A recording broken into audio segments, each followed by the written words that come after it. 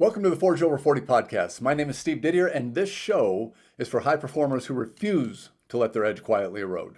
If you've built companies, led teams, carried responsibility for decades, but lately your focus feels duller, decisions feel heavier, and your mental stamina isn't quite what it used to be, this is where we rebuild the biological system that your leadership depends on. And we do it on a physiological level.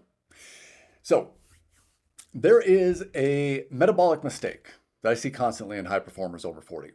And the frustrating part is that most people making this mistake believe they're doing something disciplined, something productive, something healthy. The reality is they are slowly grinding their metabolism into the ground. Here's what it looks like. Coffee, first thing in the morning, maybe 2 cups. Breakfast gets skipped because the morning's busy. Meetings stack up, emails start flying, and the brain goes straight into problem-solving mode. Lunch gets pushed later because there's so much to do. Maybe you grab something quick in the afternoon, or maybe not. And then by mid-afternoon, your brain feels like somebody pulled the plug. Energy drops, focus fades. You reach for another coffee, or maybe a quick snack, just something to get you through the rest of the day. The person experiencing this pattern usually believes the problem is simple. I just need more caffeine. But the real issue here is metabolic. You are asking your brain to operate at a very high level while providing almost no stable fuel to support that output. Eventually, your system is going to push back. Now, here's where things get interesting. Because this pattern is often reinforced by some of the most popular health advice circulating right now, things like intermittent fasting, aggressive productivity schedules, the idea that skipping meals somehow makes you sharper, and under the right conditions, fasting can be absolutely useful, but context matters, and context matters quite a bit. If you're a high performer running 12-hour days, making decisions constantly, training intentionally, managing stress, layering aggressive fasting on top of that environment often does the exact opposite of what people expect. Instead of stabilizing metabolism, it pushes the body deeper into stress-driven energy production. And that changes how your entire physiology operates. Let me explain what I mean. Your brain is one of the most energy-demanding organs in the body. Even though it only makes up a very small percentage of your total body weight, it consumes a massive share of your daily energy supply, up to 20% or more. Things like decision-making, strategic thinking, and managing complex problems, all of that burns a massive amount of fuel. If you don't provide that fuel through constant metabolic input, the body has only one option. It compensates. Stress hormones rise, cortisol mobilizes stored glucose, adrenaline helps keep you alert, and for a while, that works, of course. You feel sharp in the morning, productive, engaged, but that energy is coming from stress response, not from stable metabolic support. Eventually, the system runs out of easy resources. Blood sugar drops, the brain feels it immediately, focus fades, energy crashes, and that's the afternoon wall that so many high performers experience. Now let's add caffeine to this equation. Caffeine blocks fatigue signals to the brain. But caffeine doesn't actually create energy. It simply tells the brain to ignore the signal that the energy is running low. So you drink more coffee. That makes the fatigue signal disappear temporarily. You feel alert again. But underneath the surface, the same metabolic instability is still there, which means that crash returns later and harder. Here's where my own experience intersects with this pattern. During my Muay Thai years, preparing for fights meant pushing my body incredibly hard. Brutal training sessions, sparring, strength and conditioning, road work, sometimes training multiple times a day, all while running a real estate business at the same time. On paper, it looked like discipline, and in a lot of ways it was, but the reality was that I was stacking an enormous amount of stress on the system while often underfueling metabolism. Training stress, business stress, sleep disruption, caffeine. The end result was predictable. My nervous system stayed constantly activated. Energy became inconsistent, and my ability to focus on business decisions started taking a significant hit. I was still pushing, still showing up, but the biological system supporting that effort was running on fumes.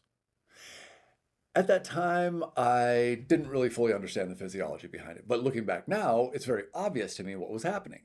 I had turned my metabolism into a stress-driven energy system. Instead of producing energy efficiently through stable metabolic signals, my body was constantly relying on stress hormones just to keep up with the workload. And that's exactly what many high performers unknowingly do once they move into their 40s. They stack stress on top of stress, work pressure, intense training, aggressive fasting, caffeine, poor sleep, all of this while expecting their energy and focus to remain stable. Eventually, the system stops cooperating because metabolism is not designed to operate in survival mode indefinitely. Now, here's a really important thing. The body is incredibly adaptable. When metabolic signals become stable again, your energy production improves. Focus becomes consistent. Again, recovery accelerates. But that process requires understanding the mistake that most people are making in the first place. And in this next segment, we're going to dig a little bit deeper into what actually happens inside the body when metabolism shifts into a stress-driven pattern. Because once you understand how blood sugar stability, cortisol signaling, and mitochondrial energy production interact, the afternoon crash and the burnout cycle, they both begin to make a lot more sense. So let's unpack what's actually happening inside the body when your metabolism starts running on stress instead of stability. Once you understand exactly how this mechanism works, the entire fatigue pattern that many high performers experience after 40 suddenly becomes very predictable. When you wake up in the morning and skip food, your body has to figure out how to supply energy to the brain. And remember, the brain is incredibly energy hungry. It runs on glucose. It requires a steady supply of fuel to maintain focus, problem-solving ability, and decision-making speed. If you don't provide that fuel through nutrition, the brain has to mobilize stored energy. And the hormones responsible for doing that are cortisol and adrenaline. Cortisol's job is to mobilize glucose. It pulls stored energy out of the liver and into the bloodstream so the brain can continue operating. Adrenaline increases alertness and helps keep the nervous system engaged. That combination creates the feeling that many high performers recognize in the morning. You feel sharp, focused, and engaged. But here's the important detail. That energy is not coming from stable metabolic support. It's coming from stress chemistry. And stress chemistry is incredibly effective in the short term. The body evolved that system specifically to help you deal with challenging situations.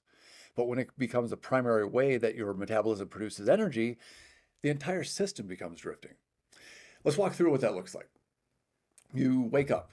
Coffee goes in first. Caffeine stimulates the nervous system and blocks fatigue signals in the brain. Cortisol is already rising sharply in the morning, so caffeine stacks on top of that signal and pushes alertness even higher. You feel really productive. Meetings begin, emails start flying, decisions are being made, the brain is consuming energy at an astonishing rate. But there's still one problem. You haven't provided the body with any stable fuel. So the body keeps relying on stress hormones to keep energy available. Cortisol rises again. Adrenaline helps maintain alertness, and for a while, again, the system holds itself together. Until, of course, it doesn't anymore. Stress-driven energy production always has a limit. Eventually, the available glucose begins dropping. The liver can only release so much stored energy. Once that supply begins running low, the brain feels it, and it feels it immediately. That is when the crash begins. Focus gets fuzzy, decision-making slows, and motivation takes a dip. You probably feel the urge to reach for another coffee or maybe a quick snack, something to push the system back online.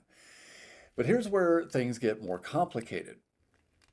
When you hit that crash point and grab sugar or another stimulant, the body experiences a rapid spike in blood sugar. That spike temporarily restores energy, but it also triggers a very strong insulin response. Insulin's job is to move glucose out of the bloodstream and into the cells. When insulin responds aggressively to a spike, blood sugar often drops again shortly afterward. Now you've created this sort of a roller coaster, right? Spike, crash. Each time that roller coaster happens, the nervous system gets involved. Stress hormones step in to stabilize blood sugar again, which means that cortisol continues firing throughout the entire day. This is one of the reasons so many high performers feel wired late in the evening, even though they're exhausted. Their nervous system has been bouncing between stress-driven energy signals all day long. So now let's bring mitochondria back into the conversation, because mitochondrial efficiency is heavily influenced by metabolic stability. When blood sugar swings constantly and stress hormones remain elevated, the cellular environment becomes less efficient at producing energy. Inflammation will increase slightly. Insulin signaling becomes a little less predictable, and the mitochondria themselves begin operating in a less optimal environment. The result of all this is fairly subtle at first. Energy output declines slightly, recovery takes a little bit longer, and cognitive endurance becomes harder to maintain late in the day. Most people don't notice the shift immediately. They simply push harder, drink more caffeine, train harder.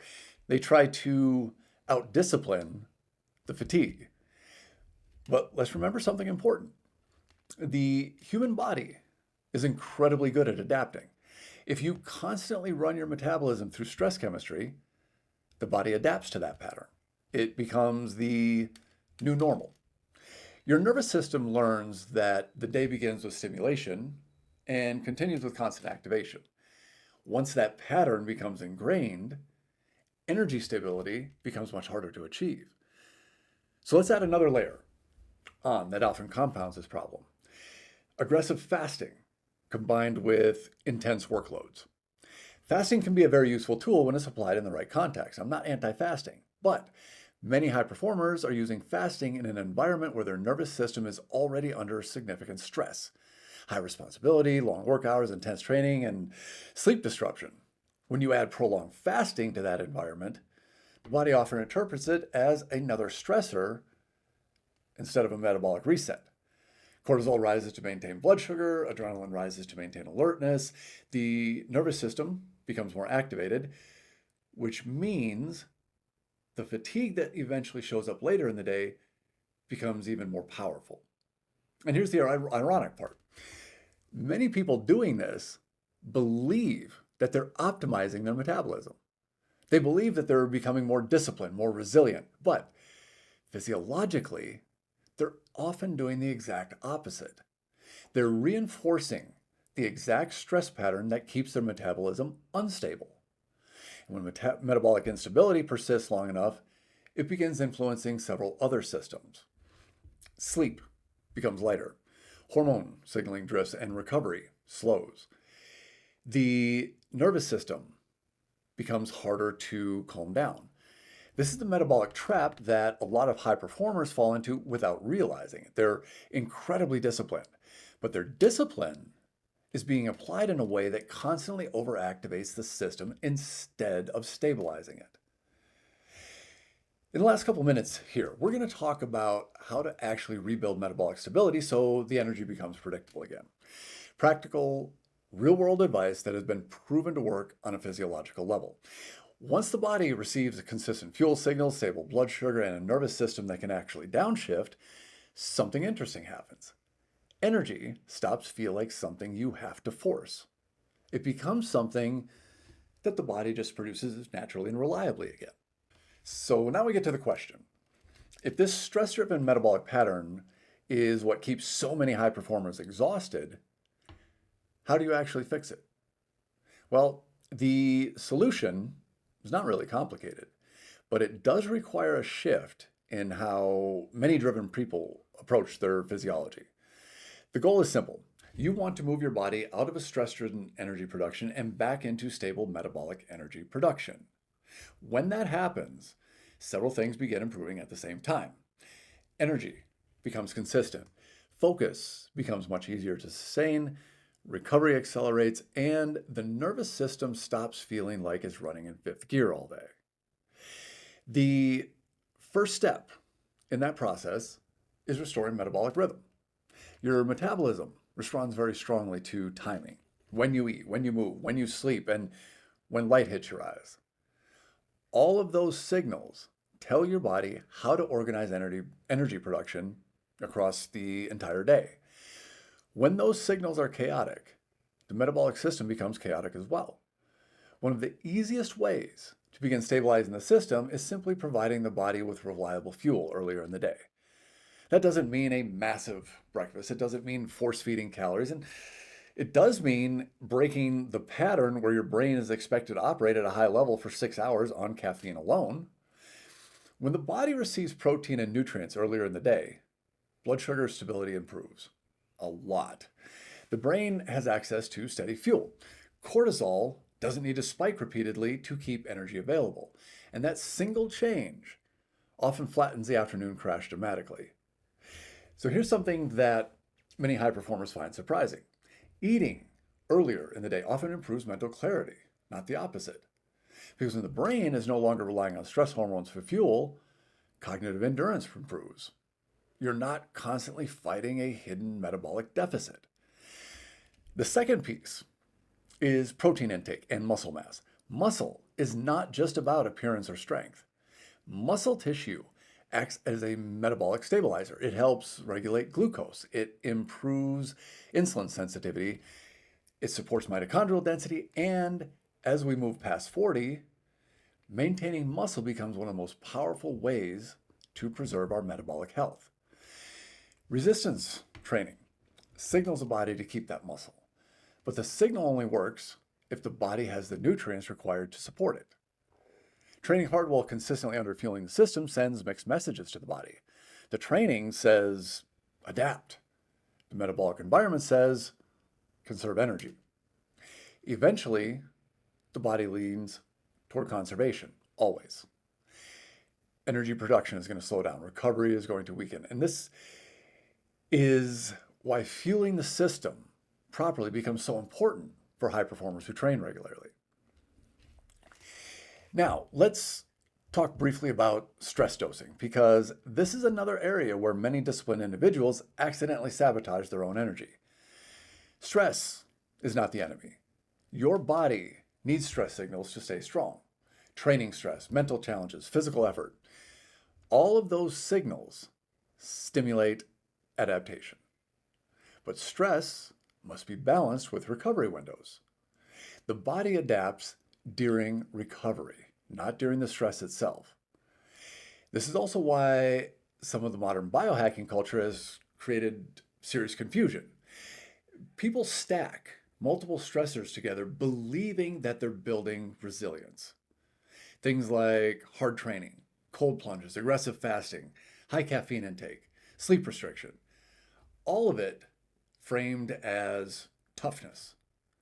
But from a physiological perspective, those inputs all activate the same system, the sympathetic nervous system.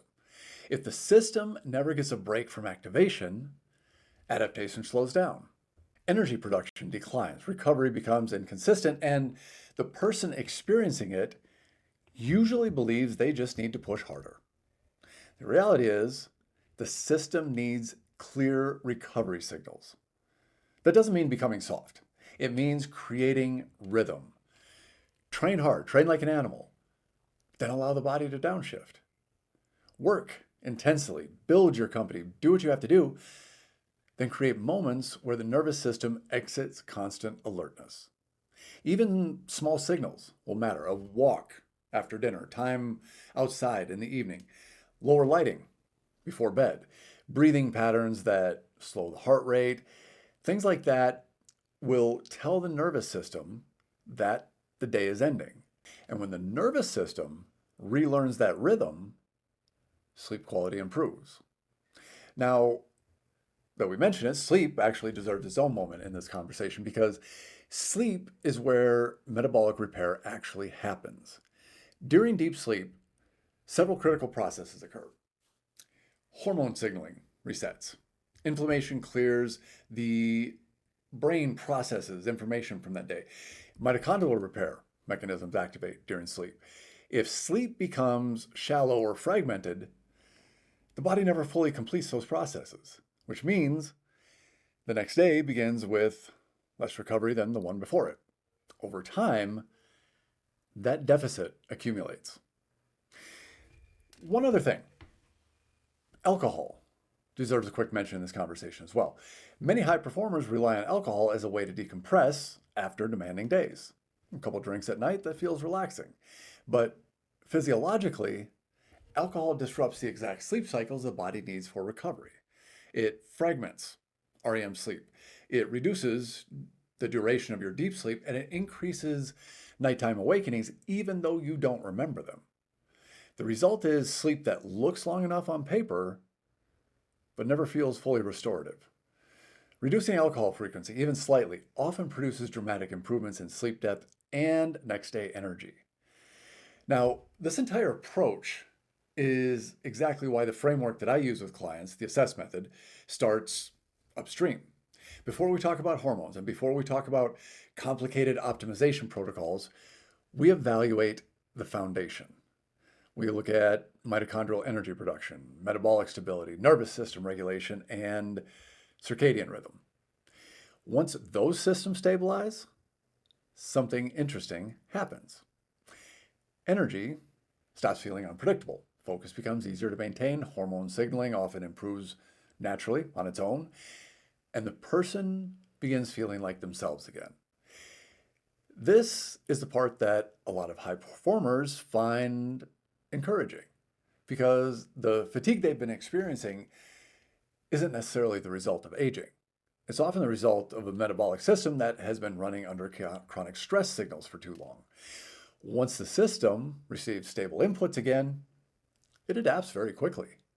Your energy becomes reliable again, your recovery improves, mental sharpness returns, and the engine that drives high performance begins running smoothly again. If you want to begin rebuilding those systems, the 30-day Executive Energy Reset Blueprint walks through the exact sequence for restoring metabolic stability and energy production. Links in the description. It is free. It's a 30-day program. And I'm going to close with this. You don't tolerate mediocrity in your business. Don't tolerate it in your biology. I'll see you all very soon. Take care.